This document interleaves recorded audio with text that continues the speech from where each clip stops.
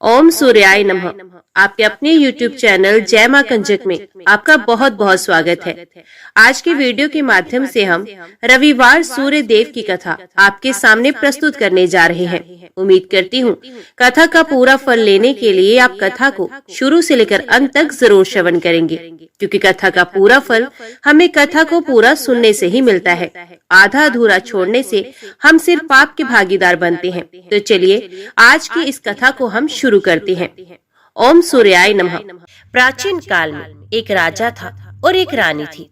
उनके पास सिपाही, घोड़े, दासियां, दास, धन दौलत सब कुछ था, सिर्फ उनकी संतान नहीं थी। इसी कारण वे दोनों राजा रानी बहुत दुखी रहा करते थे। संतान प्राप्ति के लिए उन्होंने हर तरह के दान, धर्म, धार्मिक अनुष्ठान, जप, मंत्र, पूजा पाठ आदि सब किया, लेकिन इससे उनको कोई भी फायदा नहीं हुआ। जब राजा और रानी वृद्ध होने लगे तो दोनों को बहुत ही चिंता हो गई कि वे दोनों सोच में पड़ गए, अब हमारे इतने बड़े राज्य का क्या होगा? कौन बनेगा इस राज्य का वारिस? कौन लेगा प्रजा की जिम्मेदारी? राजा और रानी दिन रात इसी चिंता में घुटने लगे। उन्हें खाने और पीने की भी सुध नहीं रहती थी। तो एक सुबह राजा के दरबार में एक साधु आता है। तो दासी रानी को इत्तला करती है। तब वे दासी से कहती है, ये मेरा अंतिम दान धर्म है, इसके बाद मैं अपने हाथों से कोई भी दान धर्म नहीं करूंगी। रानी चावल भरा साज हाथ में लेकर बाहर आती है और साधु की झोली में भिक्षा डालने आगे बढ़ती है। तो उसके चेहरे पर शाई उदासी साधु की दृष्टि में आ जाती है। वे उससे पूछता है कि रानी साहिबा, आपको क्या हुआ है? आपको क्यों इतनी उदासी हो गई है? तब रानी साधु को सारी हकीकत बता देती है और सिसकने लगती है। उस पर वे साधु कुछ पल गंभीर हो जाता है और कहता है कि चिंता मत करो रानी साहिबा, आपकी संतान की इच्छा जरूर पूरी हो जाएगी। आपके कोख से एक पुत्र का जन्म होगा, मात्र वे 14 साल तक ही आप लोगों को मिलेगा। इसके आगे वे जीवित नहीं रह पाएगा। इससे बढ़कर आपको कुछ देना मेरे लिए संभव नहीं है। अपनी बात पूरी करते उसने अपनी झोली में हाथ डाला। हाथ डालकर थोड़ी सी भभूत निकालकर उसने रानी को दी और कहा, आप और महाराज दोनों इसे बांटकर ग्रहण कर लेना। तुम्हें जल्द ही पुत्र की प्राप्ति हो जाएगी। और वे साधु अपनी राह को चला गया। उसके जाने के बाद रानी सोचने लगी कि 14 साल तो 14 साल ही सही, उतने समय के लिए हमें पुत्र तो मिलेगा, ये काफी है। उतने साल तक मैं उसे जी जान से बड़ा करूंगी, उसे ढेर सारा प्यार और दुलार करूंगी, अपनी संतान की मुराद पूरी करूंगी। उस रात अपना सारा राजकाज का काम खत्म करके राजा जब रानी के महल में गए तो रानी ने राजा को सारी बात बता दी और साधु की दी हुई भभूत राजा को दिखाकर बोली कि साधु महाराज ने ये भभूत हम दोनों को ग्रहण करने के लिए ही दी है। राजा बोले, इतना दान और धर्म किया, जप और तप किया, उसका कोई फल नहीं मिला। अब इस भभूत से हमें क्या संतान प्राप्त होगी? उस पर रानी बोली, जब इतना सब कुछ कर ही लिया है तो अब ये भी सही, क्यों हम उस साधु के क्रोध को बुलावा दें? राजा को किसी बात पर विश्वास नहीं था, पर रानी को दुख न पहुंचे इसलिए वे राजी हो गया। और राजा रानी दोनों नहाते धोते हैं, फिर अपने भगवान का नाम का स्मरण करते हैं, अपने पुरखों को स्मरण करते हैं और उस साधु महाराज का नाम स्मरण करके वे भभूत बांटकर दोनों खाते हैं। उसके बाद दोनों निश्चिंत होकर सो जाते हैं। तो कुछ दिन गुजर जाते हैं और साधु द्वारा कहे अनुसार रानी गर्भवती हो जाती है। उस पर राजा और रानी दोनों की खुशी गगन में नहीं समाती। राजा रानी से बोलते हैं, महारानी, सचमुच साधु महाराज की कृपा हो गई। तो 9 महीने बाद रानी ने एक सुंदर पुत्र को जन्म दिया। राजा ने बड़ी धूमधाम से पुत्र का नामकरण किया। सारे राज्य में 8 दिन तक अनशन तर्पण रखा, उत्सव मनाया गया। अब पुत्र की कुंडली देखने के लिए राज्य के सबसे विद्वान पंडित जी को बुलावा भेजा गया। जुकुंडरी देखकर पंडित जी बड़े चिंतित हो गए और कहने लगे, महाराज, हमारा राजपुत्र सिर्फ 14 साल तक हमारे पास रहेगा। राजा को इस बात की भनक तो थी ही, रानी को भी साधु महाराज की बात याद थी। दोनों चुप रह जाती हैं। उसके बाद राजा और रानी बड़े प्यार से बेटे की परवरिश करती हैं, उसकी हर ख्वाहिश पूरी करती हैं। थोड़े समय के लिए ही सही, भगवान ने संतान की अपनी मुराद पूरी कर ली, इसे वे समाधान मानते हैं। राजपुत्र दिन प्रतिदिन बड़ा होता है। जब वे 7 साल का हो जाता है तो राजा एक अच्छे गुरु की नियुक्ति करके उसे पढ़ाई लिखाई, घोड़सवारी आदि 12 विद्याओं का शिक्षण देते हैं। जब वे सब शास्त्र विद्या में पारंगत हो जाता है और 12 साल की उम्र का हो जाता है, तब एक अच्छी सी राजकन्या खोजकर उसकी शादी करा देती है। तो 2 और साल बीत जाते हैं। बेटा 14 साल का हो जाता है। एक दिन राजपुत्र राजा से बोलता है, पिताजी, मैं अपना सारा राज्य घूमकर देखना चाहता हूँ। आज तक मैंने सिर्फ इस रजवाड़े के अतिरिक्त कुछ देखा ही नहीं है। बेटे की बात सुनकर राजा चिंतित हो जाते हैं, क्योंकि पुत्र को 14वां साल शुरू हुआ ही था। अब कोई अनहोनी होने का वक्त नजदीक आ पहुंचा था। लेकिन राजा ये सब बात पुत्र को बता नहीं सकता था। राजा अपने चेहरे पर खुशी लाकर बेटे से कहता है, हाँ हाँ, जरूर जाओ बेटा, तुम्हें अपना सारा राज्य घूमकर देखना चाहिए। कहाँ क्या है ये सब जानना चाहिए। कल मेरे बाद तुम ही को तो राजा बनना है। मात्र एक बात का ध्यान रखें, तुम जहाँ जा रहे हो, क्या कर रहे हो, ये बात अपनी पत्नी को नहीं बताना। पुत्र कहता है, ठीक है पिताजी, आपने जो कहा है मैं वैसा ही करूँगा। राजपुत्र दिन भर अपनी पत्नी के साथ रहता है, खुशियां मनाता है और रात को 12 बजे वे उठकर बाहर चला जाता है। फिर सुबह होने से पहले वापस अपने महल में आकर सो जाता है। ऐसा बहुत दिनों तक चलता रहा और पुत्र का 14वां साल खत्म होने में कुछ ही दिन बाकी रहे। इतने में उसकी पत्नी यानी छोटी रानी रात में जाग जाती है। वे देखती है कि बिस्तर पर राजपुत्र नहीं है। वे महल में सब जगह देखती है तो राजपुत्र कहीं भी नजर नहीं आते। तो वे क्या करती, किससे कहती? वे चुपचाप रहती है। फिर वे सुबह होने पर देखती है कि उसका पति अपनी जगह सोया हुआ है। ये पति से कुछ नहीं पूछती। लेकिन दूसरी रात जब वैसा ही होता है, तीसरी और चौथी रात और कुछ दिनों तक ऐसा ही चलता रहा। रानी बहुत ही चिंतित हो जाती है। उसके मन में ढेर सारे सवाल उठते हैं, लेकिन उसे पूछने में डर लगता है, शायद गुस्सा कर बैठे। सास ससुर से पूछने के बारे में सोचा तो उसकी कुल मर्यादा बीच में आ जाती थी। तो इस तरह वे मन ही मन में घुटती रहती थी। इस हालत में उसे खाने पीने में दिलचस्पी नहीं होती थी। वे दुबली पतली हो जाती है। तो उस राज्य में फूल बेचने वाली एक बूढ़ी मालिन थी।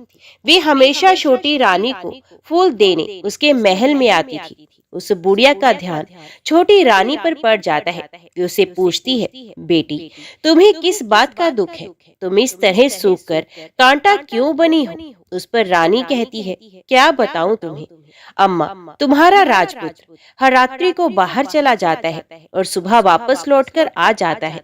वे कहाँ जाता है, क्या करता है, ये सोच सोच कर मैं अन्न जल ग्रहण नहीं कर पाती हूँ और सूख सूख कर इस तरह कांटा बन रही हूँ। बुढ़िया सब बात सुनकर उसे एक उपाय बताती है कि बेटा, ऐसा करना, आज रात को तुम सोना मत, उसके पीछे जाकर देखना कि वे कहाँ जाता है, क्या करता है और उसकी अच्छी तरह से पहरेदारी करना।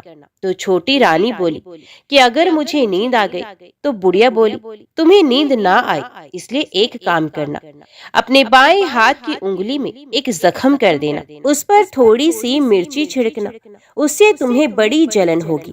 उस पीड़ा से तुम्हें रात भर नींद भी नहीं आएगी। रानी बुढ़िया के कहे अनुसार वही करती है। उंगली की जलन से उसे बड़ी देर तक नींद भी नहीं आती, लेकिन बाद में वे सो जाती है। दूसरे दिन सुबह बुढ़िया फूल लेकर उसके महल में पहुंचती है और पूछती है, क्या हुआ बेटी, क्या तुम देख पाई कि पति कहाँ जाता है? तो रानी कहती है, नहीं अम्मा, पहले कुछ समय जलन के कारण मुझे नींद नहीं आई, पर कुछ देर के बाद मैं सो गई। बुढ़िया कहती है, कोई बात नहीं, आज तो उंगली पर पहले से थोड़ा बड़ा जख्म करना और ज्यादा मिर्च लगाना। तो रानी ने वैसा ही किया, परंतु वे सिर्फ पति को बाहर निकलते हुए देख पाती है, उसके पीछे नहीं जा सकती, क्योंकि उसे फिर से नींद आ जाती है। दूसरे दिन सुबह बुढ़िया आती है, तो उसके पूछने से पहले ही रानी रोकर कहती है, अम्मा, मैं आज भी उसकी पहरेदारी ठीक तरह से नहीं कर पाई। बुढ़िया कहती है, रोना नहीं बेटी, सब कुछ ठीक हो जाएगा। तुम आज रात जख्म और बड़ा करना और उस पर ज्यादा मिर्ची लगाना, और एक काम करना कि जब वे जाने के लिए निकलता है तब उसका रास्ता रोकना। बुढ़िया ने जैसा बताया, रानी ने वैसा ही किया। आज रात उसे नींद नहीं आती। पति जब रात को महल से निकलने के लिए चलने लगता है, तो वे बुढ़िया ने जैसा बताया वैसा ही करती है। दौड़कर जाकर पति का रास्ता रोकती है और कहती है, कहाँ जा रहे हो, किससे मिलने जा रहे हो, मुझे बताओ। राजपुत्र उसे समझाने की बहुत कोशिश करता है, देखो, अगर मैंने तुम्हें ये बता दिया तो मैं तुम्हें दोबारा नहीं मिल पाऊंगा। रानी कहती है, कोई बात नहीं, ना मिल पाओ, लेकिन आप रात के समय कहाँ जाते हो ये मुझे बता दो। राजपुत्र निरुपाय हो जाता है। पत्नी की जिद के आगे उसकी एक नहीं चल पाती। ठीक उसी समय उसका 14वां साल खत्म हो रहा होता है। 15वां साल लगने वाला ही होता है। जो होता है वे हो जाने दो, ये सोचता है, और कुछ चावल मंत्रों से सिद्ध करके पत्नी को देखकर कहता है कि इन चावल के दानों को हाथ की मुट्ठी में पकड़ना। पहले दाएं हाथ में पकड़े चावल मेरे ऊपर फेंकना, मैं कौन हूँ तुम्हें पता चल जाएगा। बाद में बाएं हाथ में पकड़े चावल मेरे ऊपर फेंकना, मैं जैसा था तुम्हें मिल जाऊंगा। लेकिन यदि तुम बाएं हाथ के चावल मेरे ऊपर फेंकना भूल गई तो मैं तुम्हें कभी नहीं मिल पाऊंगा। रानी ने कहा, नहीं भूलूंगी। रानी बड़े आत्मविश्वास के साथ ये कहकर दाएं हाथ में पकड़े चावल पति के ऊपर फेंक देती है, तो राजपुत्र एकदम एक विशाल घोड़ा बन जाता है। एकदम उम्दा सफेद गर्दन, लंबी आयाल देखते देखते वे तेजी से दौड़ने लगता है। रानी उस घोड़े को एकदम भौचक्की होकर देखने लगती है, और पति ने बाएं हाथ के चावल फेंकने की जो बात कही थी वे भूल जाती है। उसकी आंखों के सामने घोड़ा महल से बाहर निकलकर चला जाता है। घोड़ा जो महल से बाहर जाता है तो वापस नहीं आता। अब रानी को बड़ा पश्चाताप हुआ। वे स्वयं को कोसने लगती है, लेकिन अब उसका कोई फायदा नहीं होने वाला था। राजपुत्र अब वापस नहीं आने वाला था। सुबह होते ही महाराजा को सब बात पता चली। उन्हें बहुत दुख होता है।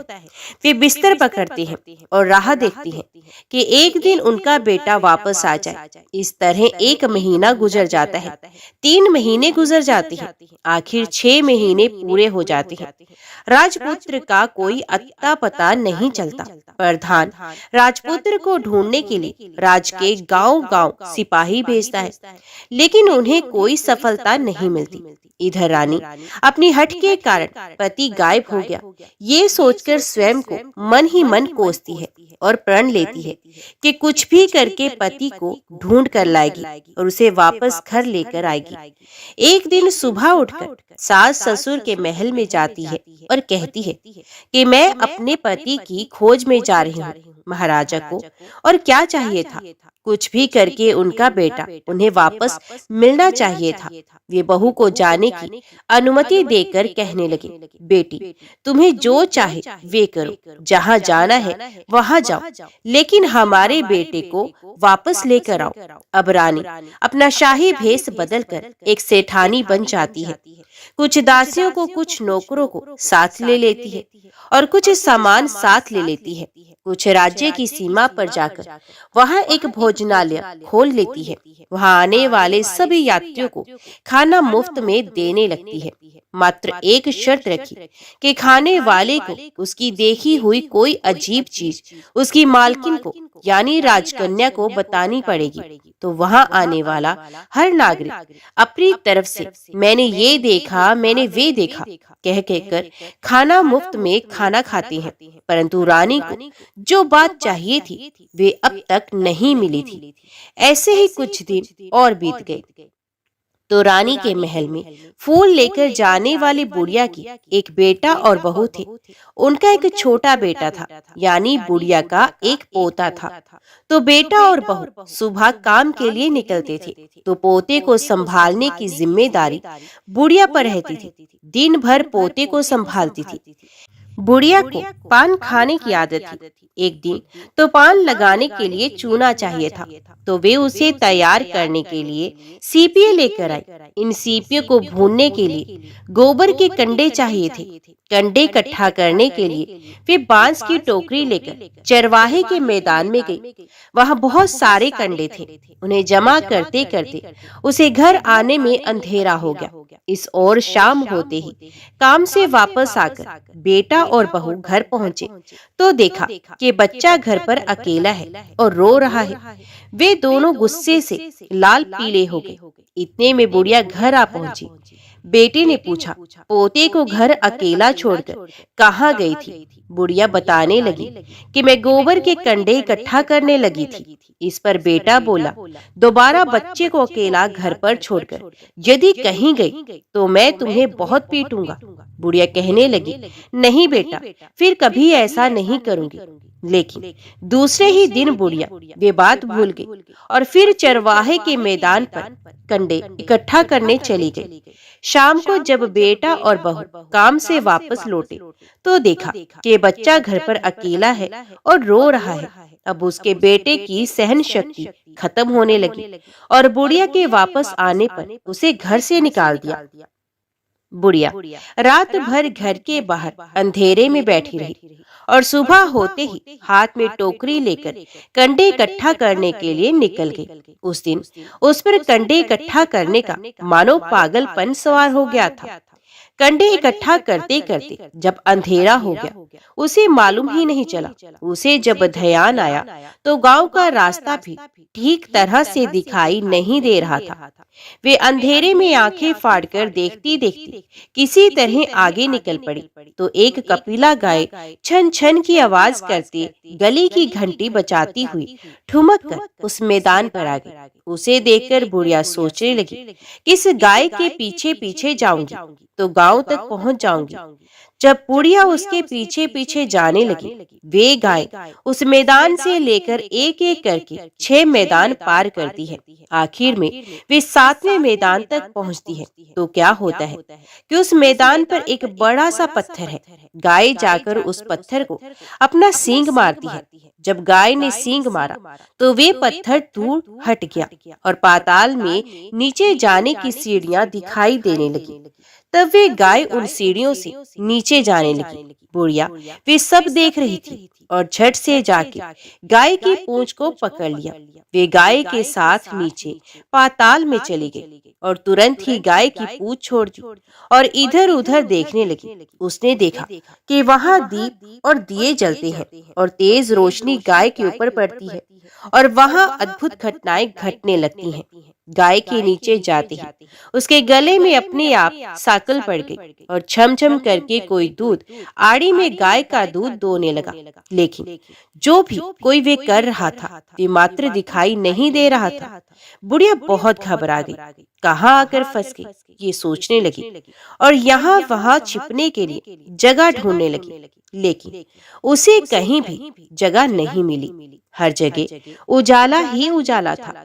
तो वे एक कोने में खड़ी हो गई और जो कुछ सामने हो रहा था उसे चुपचाप देखने लगी। उसने देखा कि वहां एक कोमदा सफेद घोड़ा और 2 कुंड थे। उसमें से एक कुंड में उस घोड़े ने छलांग लगाई और ऊपर आ गया और उस घोड़े को अब राजपुत्र का रूप प्राप्त हो गया। उसने दूसरे कुंड में पानी में स्नान किया, वहां रखे नए कपड़े पहने और नजदीकी ही एक सुंदर पलंग था। उस पर आकर वे बैठ गया। उसके सामने अपने आप 5 पकवानों की थाली आ गई। दूध की एक प्याली भी आ गई, 5 सुपारी आ गई। उसके सामने एक दिया जलता रहा और राजपुत्र ने खाना खाया, पानी पिया, पान सुपारी खाई और बिस्तर पर लेट जाने से पहले सूर्यदेव का स्मरण करके सामने जलते हुए दिए से पूछा, हे दीपंकर, मेरे माता पिता क्या कर रहे हैं? दिया बताने लगा, बेटे के शोक में डूबे हैं, राज कौन संभाल रहा है? तो उसने बोला कि राज्य प्रधान संभालते हैं। उसने पूछा कि मेरी पत्नी क्या करती है? तो दिए ने बोला कि उसने चौराहे पर भोजनालय शुरू किया है और आते जाते लोगों से वे नई खबर के बारे में पूछती रहती है। दिए के यूं कहते ही राजपुत्र कहने लगा कि ठीक है। उसके बाद वे सो गया। बुढ़िया कोने में खड़ी हुई सब देख रही थी। ऐसी अद्भुत घटना उसने जिंदगी में पहली बार देखी थी। उसे अंदर ही अंदर चुलबुला होने लगी। वे अपनी भूख प्यास भूल गई और आगे क्या होता है और उसे उत्सुकता से देखने लगती है। लेकिन उसके बाद और कुछ घटनाएं नहीं घटती। रात गुजर गई और सुबह हो गई। पलंग पर सोया हुआ राजपुत्र उठा और फिर से पहले वाले कुंड में छलांग लगाई। तो अब वे फिर से घोड़ा बनकर कुंड से बाहर आ गया। वे तेजी से उच्च पाताल नगरी से बाहर निकल गया। लेकिन वे कहाँ गया, बुढ़िया को कुछ पता नहीं चला। उसके बाद पिछली रात की तरह कोई उस गाय को छम छम करके दूध दोहने लगा। जैसे ही दूध दोहना खत्म हुआ, उसके गले की साकल अपने आप खुल गई और वे गाय तेजी से ऊपर जाने लगी, सीढ़ियों की ओर भागने लगी। गाय को दौड़ता देखकर बुढ़िया सोचने लगी कि अब गाय के साथ यहाँ से ऊपर जाना ही समझदारी होगी, नहीं तो कोई मुसीबत आकर उसके ऊपर टपक जाएगी। झट से उसने गाय की पूंछ पकड़ ली और गाय के साथ ऊपर आ गई। गाय जब मैदान में पहुंची तो सुरंग का रास्ता अपने आप बंद हो गया और उसके मुंह पर एक बड़ा सा पत्थर पहले की ही तरह खड़ा हो गया। ऊपर आकर वे गाय जंगल की ओर निकल गई। इधर बुढ़िया एकदम बावली सी हो गई। उसने पाताल नगरी में जो कुछ भी देखा था वे जल्द से जल्द किसी को बताने के लिए उतावली हो गई। उसे एकदम से याद आया कि नगर की सीमा पार कर कोई औरत भोजनालय चलाती है और नई बात बताने वालों को अच्छा खाना पीना मुफ्त में देती है। वे सोचने लगी, क्यों ना मैं ये बात उस औरत को जाकर बताऊं। यदि उसे ये बात पसंद आ गई तो बाकी जीवन खाने पीने की झंझट से मुक्ति मिल जाएगी। बुढ़िया ने मन में तय किया और तुरंत उस भोजनालय के द्वार पर टंगी नगाड़े के सामने खड़ी हो गई और जोर जोर से नगाड़ा बजाना शुरू कर दिया। नगाड़े का इस तरह शोर सुनकर मालकिन यानी छोटी रानी मन में प्रसन्न हो जाती है कि शायद कोई बड़ी बात लेकर यहाँ आया है। रानी सिपाहियों को आदेश देती है, जाइए और जो कोई भी आया है उसकी अच्छी तरह खातिरदारी कीजिए। आदेश पाते ही सिपाही नीचे दौड़ गए तो एक बुढ़िया नगाड़ा बजा रही थी। उन्होंने पूछा, क्यों नहीं बुढ़िया, क्या हुआ, क्यों नगाड़ा बजा रही हो? तो बुढ़िया बोली, कुछ नहीं बेटा, यहाँ खाना मिलता है इसलिए आई हूँ। खाना चाहिए, मिलेगा, लेकिन तुझे कोई नई बात बतानी पड़ेगी। तो बोली, हाँ बताऊंगी। एक बात मालूम है मुझे। इस पर सिपाही उसे अंदर ले गए। उनको मालकिन का आदेश था कि जो कोई बूढ़ा बुजुर्ग वहाँ आए उनके साथ अच्छी तरह से पेश होना, उनका अच्छे से आदर सत्कार करना। तो सिपाही ने उस बुढ़िया का भरपूर आदर सत्कार किया। उन्होंने उसे थाली भरकर व्यंजन परोस दिए। बुढ़िया कुछ दिनों से भूखी थी, वे खाने पर टूट पड़ी। खाना खाने के बाद सिपाहियों ने उसे नई साड़ी पहनने को दी। उसके बाद उसे लेकर रानी के पास आए। बुढ़िया और रानी ने तुरंत एक दूसरे को पहचान लिया। तब रानी ने बुढ़िया से कहा कि अम्मा, अब बताओ तुमने क्या नई बात देखी है? नई बात मैंने कोई बात नहीं देखी है। बुढ़िया बोली, वे तो मेरे पास तुम्हें देने के लिए खाने के पैसे नहीं थे, इसलिए मैंने झूठ कहा और नगाड़ा बजाया। रानी ने कहा, अम्मा घबराना नहीं, मैं किसी को तुम्हारा नाम नहीं बताऊंगी। फिर भी बुढ़िया ने कहा, मेरे पास कोई नई बात नहीं है। इस पर रानी ने उसे कहा, देखो अम्मा, यदि तुमने मुझे वे नई बात बताई तो जिंदगी भर मैं तुम्हारी देखभाल करूंगी और तुम्हें रानी माता की तरह रखूंगी। बुढ़िया बात बताने के लिए तैयार हो गई। उसने जो कुछ उस चारागाह वाले मैदान पर देखा था, ये सब कुछ रानी को बता दिया। बुढ़िया की बातें सुनकर रानी को यकीन हो गया कि वे राजपुत्र उसी का पति है। वे तुरंत बुढ़िया से कहने लगी कि अब माँ मुझे उस जगह पर ले चलो। तब बुढ़िया माई बोली, नहीं बेटी, वे पाताल राज्य है, सांप है। यदि किसी ने तुम्हें देख लिया तो तुम्हारी जान खतरे में पड़ सकती है।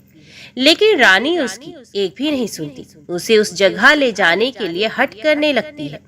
आखिर में बुढ़िया ने उसका कहना मान लिया और कहने लगी, ठीक है, मैं तुम्हें वहां ले जा सकती हूँ, पर आज नहीं, कल वहां जाना है तो शाम को ही जाना होगा। तो दूसरे दिन दोपहर को रानी बुढ़िया के साथ उस मैदान पर गई और एक जगह छुपकर गाय के आने की राह देखने लगी। दिन ढलते ही अंधेरा गिरने लगा और गाय हमेशा की तरह वहां आ गई। मैदान के उस कोने में जाकर उसने पत्थर पर सींग मारा तो छत से पत्थर हट गया, सुरंग में जाने का रास्ता खुल गया। गाय उस रास्ते से नीचे उतरने लगी तो बुढ़िया रानी से कहने लगी, जल्दी आगे बढ़ो, हम गाय की पूंछ पकड़कर नीचे उतरेंगे। तो दोनों गाय की पूंछ पकड़कर नीचे उतर गई। बुढ़िया पहले जिस कोने में छिपी थी उस कोने में छिप गई। अब नीचे सब कुछ पहले जैसा घटित हो रहा था। गाय के गले में अपने आप साकल पड़ गई। कोई अदृश्य रूप से उसका दूध दोहने लगा। एक सफेद उमे घोड़े ने आकर एक कुंड में छलांग लगाई तो राजपुत्र के रूप में ऊपर आया। वे राजपुत्र दूसरे कुंड में नहाने लगा। बाद में उसके सामने खाने की थाली आ गई, दूध की प्याली आ गई, पान का बीड़ा आ गया। राजपुत्र सब ग्रहण करके सोने के लिए पलंग पर गया तो सोने से पहले सूर्यदेव का स्मरण करके वे दिए से पूछने लगा, दीपांकर, मेरे माता पिता क्या कर रहे हैं? तो दिया कुछ जवाब नहीं देता बल्कि बूझने लगता है। तब राजपुत्र को कुछ घटित हुआ है इसका संदेह हो गया। ये उदास हो गया और कुछ हुआ, जो कुछ हुआ है वे हो जाने दो, ऐसा सोचकर फिर से बिस्तर पर लेट गया। अब रानी का संयम टूट गया। वे दौड़कर पति के पास आ गई और उसके पैर पकड़ने के लिए आगे बढ़ने लगी। राजपुत्र तुरंत ही पत्नी को पहचान गया। वे छत से पीछे हट गया और चिल्लाने लगा, नहीं नहीं, मुझे मत छूना, सर्वनाश हो जाएगा। रानी दोनों हाथ जोड़कर पति से अपनी भूल स्वीकार करने लगी। स्वामी, मुझसे भूल हो गई, मुझे आपसे नहीं पूछना चाहिए था कि अपराध को कहाँ जाते हो। मैं अपनी भूल स्वीकार करती हूँ, मुझे मेरी भूल की सजा मिल गई है। अब आप घर चलो। आपके वियोग में आपके माता पिता ने बिस्तर पकड़ लिया है, आपकी प्रजा भी बहुत दुखी है। उस पर राजपुत्र कहने लगा, वही तो, एक बार तुम गलती कर बैठी हो, अब दोबारा मत करना, नहीं तो अब मैं तुम्हें जो दिख रहा हूँ वे अभी नहीं दिखूं। रानी अब विलाप करने लगी, जोर जोर से जमीन पर सर पटकने लगी। राजपुत्र के मन में उसके प्रति दया उत्पन्न हो गई। ये उससे कहने लगा, यदि तुम मुझे पाना चाहती हो तो तुम्हें एक काम करना होगा। काम कठिन है लेकिन वे तुम्हें अकेले ही करना होगा। रानी ने कहा, कहो स्वामी, कितना भी कठिन काम हो मैं वे पूर्ण करूंगी। तो रानी कहने लगी। इस पर राजपुत्र ने उसे बताया, इस पाताल से ऊपर जाते ही तुम्हें एक घना जंगल नजर आएगा। ऐसे 6 जंगल पार करने के पश्चात तुम्हें एक 7वां जंगल मिलेगा। वे जंगल सबसे घना है। उस जंगल के बीचों बीच एक पीपल का पेड़ है। उसके आसपास की जगह पत्ते, फंदे, जटाई आदि से ढक चुकी है। वहाँ बाघ, शेर, सांप और भालू बैठते हैं। तुम्हें उन सबको भगाकर वे जगह साफ करनी है, उसको गोबर से लिपाई करके पवित्र बनाना है, रंगोली से सजाना है। उसके बाद वहाँ धूप, कपूर, अगरबत्ती जलानी है, फूल और कुमकुम से पेड़ की पूजा करनी है, दूध और दही से बने चावल का भोग चढ़ाना है। ये सब तुम्हें दोपहर को 12 बजे से पहले करना है। 12 बजने के समय तुम्हें उस जगह पर बैठकर सूर्य भगवान का ध्यान करना है। ठीक 12 बजे सूर्य भगवान का रथ वहां उतरेगा। वे सब देखकर खुश हो जाएंगे और कहेंगे कि जिस किसी ने भी ये सब किया है उसे मैं मनचाहा फल दूंगा। तो तुम सामने जाकर उसके रथ का दाहिना घोड़ा मांगना, मैं तुम्हें मिल जाऊंगा। इतनी बात कहकर राजपुत्र अपने पलंग पर सो गया और छोटी रानी भोर होने की राह देखने लगी। भोर होते ही वे बुढ़िया माँ के साथ गाय की पूंछ पकड़कर ऊपर आ गई। ऊपर आने के बाद वे बुढ़िया माँ से कहने लगी, अम्मा, अब मैं अकेले ही आगे जाऊंगी, तुम भोजनालय वापस चली जाओ। वे जंगल में जाकर राजपुत्र की बताई जगह ढूंढने लगी और स्वयं आरी से वे जगह साफ कर दी। बाद में राजपुत्र ने जैसे बताया वैसे ही लिपाई कर दी करके वापस आ गए। दूसरे दिन सुबह होने से पहले उठी और जंगल में उस जगह पहुंची। वहां जाकर इत्र और गुलाब का पानी छिड़ककर उस जगह सुगंधित धूप अगरबत्ती जलाकर उसे पवित्र किया और पूजा की। सब सामग्री वहां तैयार कर सूर्य भगवान का ध्यान करने के लिए बैठ गई। जैसे कि पति ने बताया था कि दोपहर को ठीक 12 बजे सूर्य भगवान का रथ उस पीपल के पेड़ पर आकर रुका है। सूर्य भगवान ने जब रथ से नीचे देखा तो सुगंधित वातावरण देखकर वे बहुत प्रसन्न हो गए। फिर वे बोले, जिस किसी ने ये काम किया है वे यहाँ आकर आज मुझसे कुछ भी मांगे, मैं उसे दे दूंगा। रानी ने जब ये शब्द सुने तो बिना समय गवाए दौड़कर उनके सामने आ गई और उनको साष्टांग प्रणाम करके नमस्कार करके बोली, भगवान, वे मैं ही हूँ, मैंने ही ये जगह साफ की है।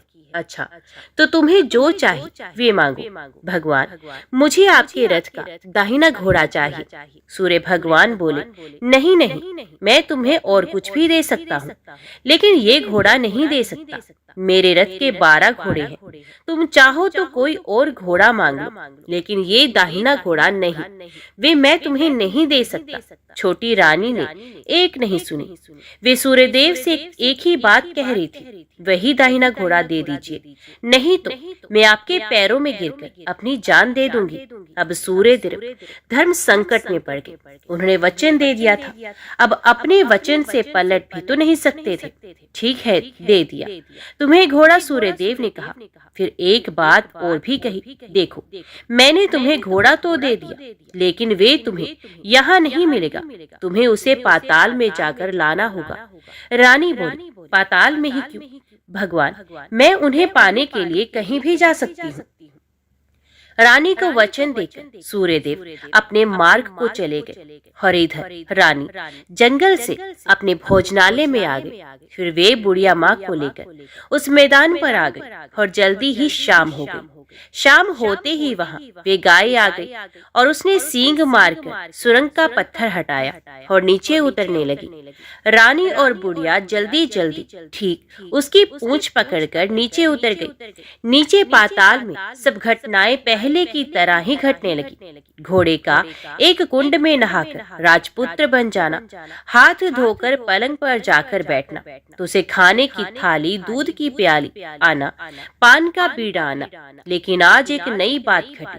आज 2-2 थाली, 2-2 दूध की प्याली और 2-2 पान के बीड़े उसके सामने आए। ये कुछ नहीं बोला, अपने हिस्से की थाली खाकर, दूध पीकर और पान का बीड़ा चबाकर वे सोने चला गया और हमेशा की तरह दिए से पूछने लगा, दिए, दीपंकर, मेरे माता पिता क्या करते हैं? दिए ने बताया, वे दोनों तुम्हारे शोक में मरने की स्थिति में पहुंच गए हैं। ऐसा झट से उसकी आंखों में आंसू टपकने लगे। फिर वे पूछने लगा, दिए, हे दीपंकर, मेरा राज्य कौन चला रहा है? तुम्हारा राज्य प्रधान चला रहे हैं और वे सब कुछ हड़प चुका है। ये प्रजा पर बहुत अत्याचार कर रहा है। ये सुनकर राजपुत्र को बहुत गुस्सा आया। वे गुस्से से अपनी मुट्ठी भोंचने लगा और वे पूछने लगा कि हे दिए, हे दीपंकर, मेरी पत्नी क्या कर रही है? अब दिया कुछ नहीं बोला, चुप रहा। अब रानी का संयम जवाब दे गया और वे दौड़कर पति के गले लगे। अब मैं तुम्हें मिल गया। राजपुत्र कहने लगा, सच कहते हो? अब आप फिर से घोड़ा तो नहीं बनोगे ना? नहीं, दोबारा घोड़ा नहीं बनूंगा। तुमने जो इतने सारे कष्ट उठाए हैं मुझे पाने के लिए, इसलिए सूर्यदेव ने मुझे सदा के लिए घोड़े के जन्म से मुक्त कर दिया है। राजपुत्र ने बड़े प्यार से कहा और उसे गले लगा लिया। उसके आंसू पोंछे और कुछ देर के पश्चात सुबह हो गई तो गाय की श्रृंखला टूटकर वे ऊपर भूलोक जाने लगे। रानी, राजपुत्र और बुढ़िया अम्मा उसकी पूंछ पकड़कर ऊपर आ गए। ऊपर आने पर वे सीधे भोजनालय में पहुंचे। वहां का सब सामान लोगों में बांट दिया और उसका ताला लगाकर अपने राज्य में लौट आए। राजपुत्र वापस आता है और उसके तेवर देखकर प्रधान घबरा जाता है। राजपुत्र ने उसे बंदी बनाकर कैद खाने में डाल दिया और राज्य की बागडोर अपने हाथों में ले ली।